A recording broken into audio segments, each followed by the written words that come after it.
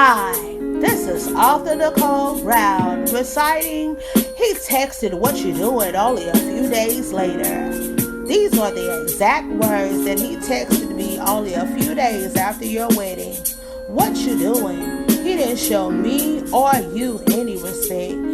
I don't know about you, but I know that I gave my utmost best, and now I don't give a damn about the rest. It's just quite awful for someone to do such a terrible thing only a few days after one of the most sacred days of your life. The day you and she became one flesh. That's right.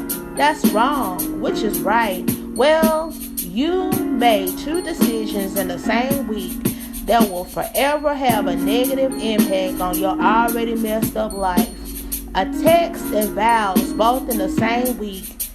You are a scumbag who married for cash and wanted to keep his 10-year piece of ass. Thank God this awful activity did not last, and it is part of the past.